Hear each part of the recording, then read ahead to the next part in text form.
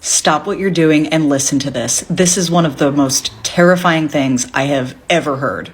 And we have heard some messed up things over the past 2 weeks, but this one probably wins. The president of El Salvador has made an agreement to take deported immigrants from the US and put them in prison there, regardless of what country they're from. If you don't think that's bad enough, here's the next step. They are also going to take American citizens. Let me repeat that. They are going to take American citizens into the worst prison system on the entire planet. Take some guesses about who they could be targeting. If you don't think this is serious, you have a problem. The stuff that is going on in this country is so incredibly messed up. And this is one more horrifying thing. And I don't know how much worse it can get. This is El Salvador's infamous mega prison, a maximum security jail where inmates are locked in cells 24/7 with only 30 minutes of exercise in a windowless corridor. Human rights groups have called it a concrete and steel pit. Now El Salvador's president has offered to take in criminals deported from the US, including American citizens, and house them here for a fee. US Secretary of State Marco Rubio called the deal unprecedented, saying, "We can send them and he will put them in his jails." El Salvador is also offering to imprison deported gang members from groups notorious for their brutal crimes across the Americas. President Nayib Bukele insists it's a win-win for his country. The US gets rid of criminals and El Salvador makes its prison system sustainable with US money. Experts say any attempts to deport US citizens or people lawfully resident in the US to a foreign jail is likely to face legal challenges. This is El Salvador. This is Revelation, the 2nd chapter and the 10th verse. Fear none of those things which thou shalt suffer. Behold, the devil shall cast some of you into prison, that ye may be tried, and ye shall have tribulation 10 days. Be thou faithful unto death, and I will give thee a crown of life. I'm going to give all praises, honor, and glory to Yahweh, Ba'ashem Yahushai, Ba'ashem Rakak Wadash. Double honors to the apostles and elders of Great Millstone who rule well. Peace and salutations to the elected. Much respect to the brothers pushing his word in the four winds of the earth. And shalom to you few sincere sisters out there as well. It's Brother Ariyah coming at you with another lesson. And there you have it, man. Now, there's been talks about this, first with the immigrants being shipped over to El Salvador. But now they're speaking of shipping American citizens over to El Salvador as well. All right. And this is nothing more than Revelation 12 and 12 all day. The devil coming down is right here. Therefore rejoice, ye heavens, and ye that dwell in them. Woe to the inhabitants of the earth and of the sea, for the devil is come down unto you having great wrath, because he knoweth that he hath but a short time. And this is a part of that great wrath, man. Okay, you seen what's going on out here with ICE. You know, now this, shit, what's next? A lot more things are going to happen. You know, showing you that the so-called white man is the Edomite and the devil that the Bible speaks of, okay?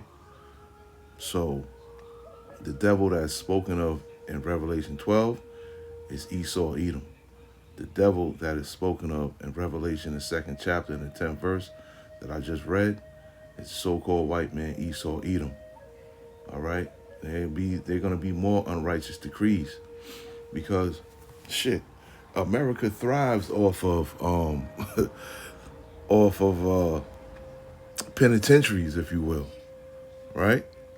There's so many out here. It's big business to lock people up and make money off of it. Okay? And shit, from I would say 1990 to 2005, they were building a new prison like every 10 days. Okay, that's well documented. Every 10 days, man. All right, between that span of 1990 to 2005, they were building a jail every 10 days here in Babylon the Great, man. All right. So you can imagine how many penitentiaries and prisons there are across America. So why is it now that they want to ship them over to El Salvador, which is considered the worst prison system in the world, man. And I showed you that second video just to show you, how those prisons look and how the prisoners are stored, if you will, or how they live. And they all bunched up in one cell together. That shit is crazy, And who is he going to come after? He's going to come after the Israelites to send them over there. And some of us may be caught up in that mess and be sent over to El Salvadorian prisons as well. It could definitely happen, okay? But he's not going to go after so-called, these Edomite extremists or these pedophilia, these pedophilia driven dudes out here chasing after, little children, man. Because he's a pedophile himself, talking of Donald Trump. Okay, so he's not gonna be going after them. He's coming after the Israelites, man. So that devil is definitely coming down, having great wrath, because he knoweth that he had but a short time. Well, let's just say we do find ourselves in that situation. The Lord is going to do some miraculous things. We're going to go to Acts, the 12th chapter, and start at the 5th verse.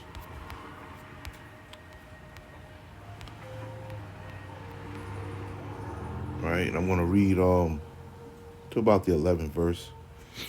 Let me see. Yeah, I'm going to read to like the 11th verse. Okay, it says, Peter therefore was kept in prison, but prayer was made without ceasing of the church unto the heavenly Father for him. And when Herod would have brought him forth, the same night Peter was sleeping between two soldiers bound with two chains, and the keepers before the door kept the prison.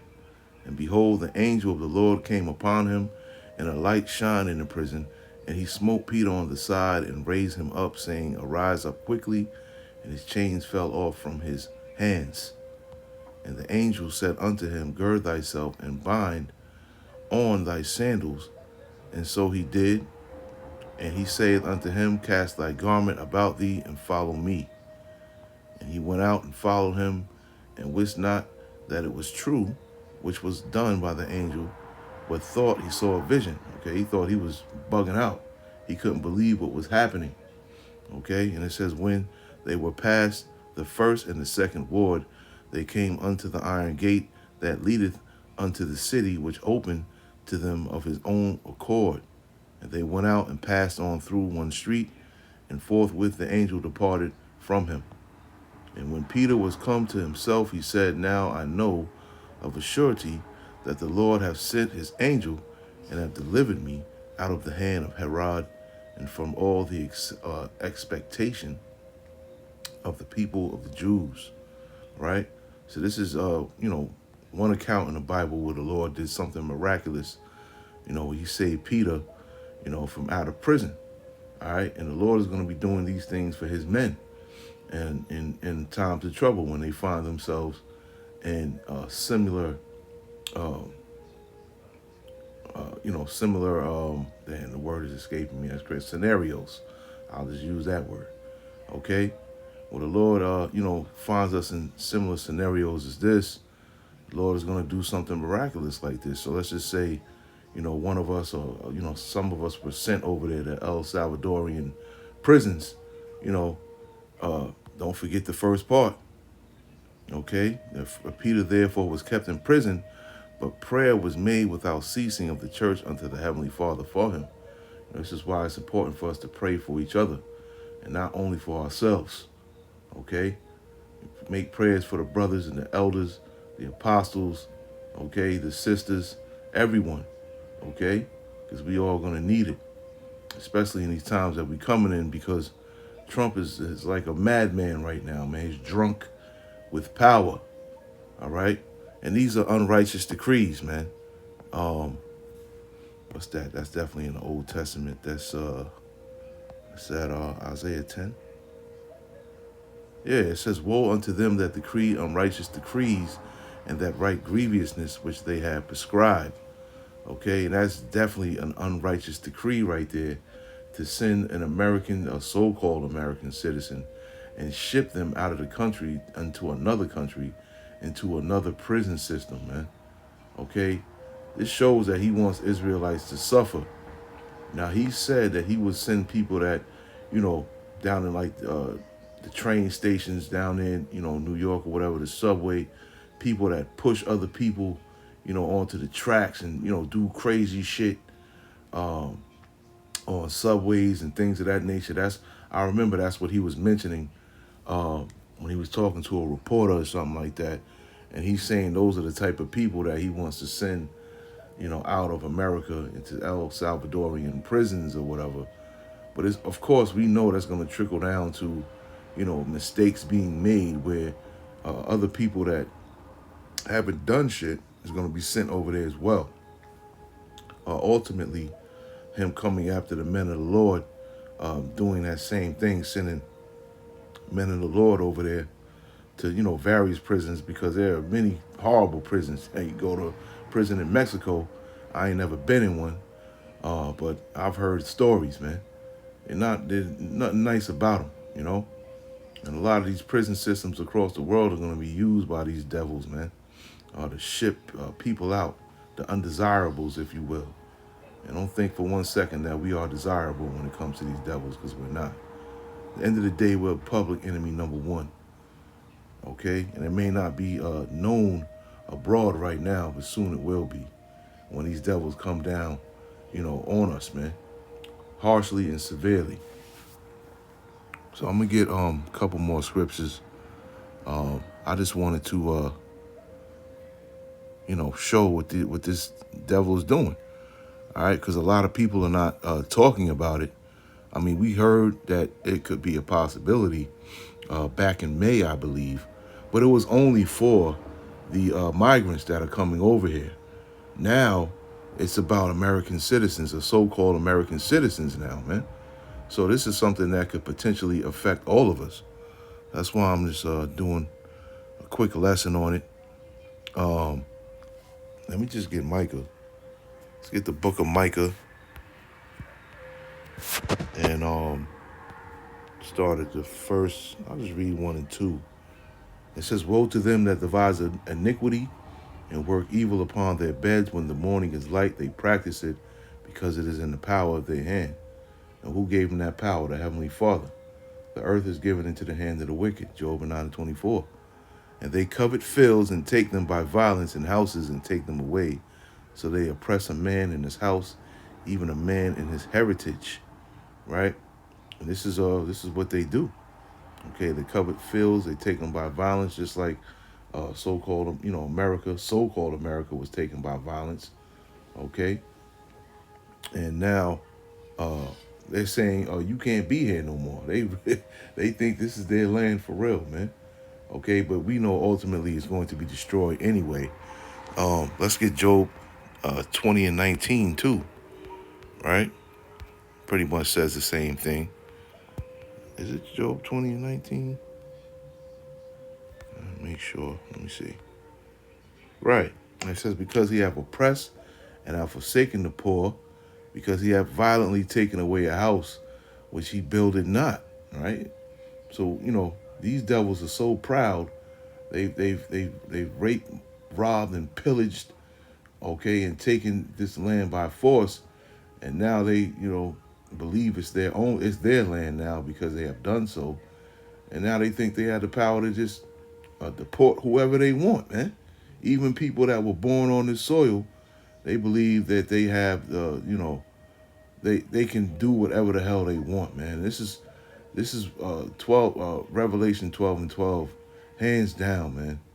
Okay, they know they got a short time, so they're going to the extreme and just doing whatever feels right to them, man. And of course, the more wicked it is, the more right it feels to them, man. This is how these devils get down, right? But it's going to affect you jakes, man. You 230, you heathenistic, heathen-minded jakes out here, man. Matter of fact, let me get Zechariah, the first chapter. Let me get Zechariah, the first chapter, and I'll read 4 through 6. right? Where it says,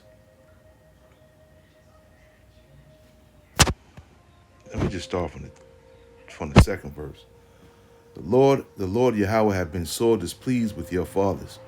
Therefore say thou unto them, thus saith the Lord of hosts, turn ye unto me, saith the Lord of hosts, and I will turn unto you, saith the Lord of hosts. Right? Be ye not as your fathers, unto whom the former prophets have cried, saying, thus saith the Lord of hosts, turn ye now from your evil ways, which is what we're doing now. We doing these lessons. We out on the highways and byways, um, you know, telling people to turn from their evil ways, man. Why? Because evil days are coming. All right. And it says, and from your evil doings. But they did not hear nor hearken unto me, saith the Lord. And your fathers were, where are they? And the prophets, do they live forever? But my words and my statutes, which I commanded my servants, the prophets, did they not take hold of your fathers?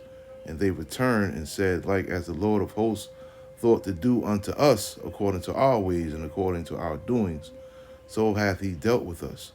Right? So the Lord is really about to come down on you, Jakes, for not listening, for not hearkening unto his word, man. Okay, via his prophets.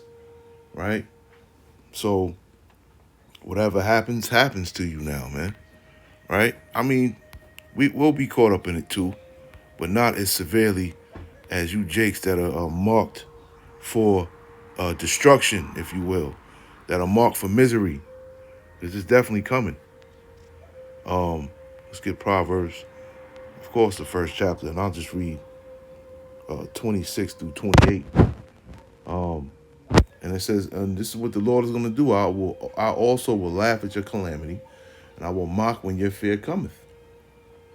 When your fear cometh as desolation, and your destruction cometh as a whirlwind, when distress and anguish cometh upon you, then shall they call upon me, but I will not answer. They shall seek me early, but they shall not find me.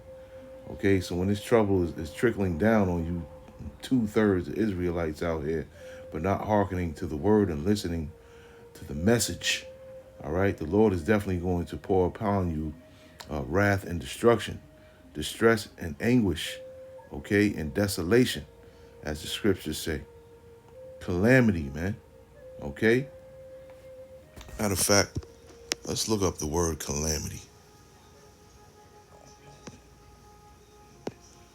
in the etymology.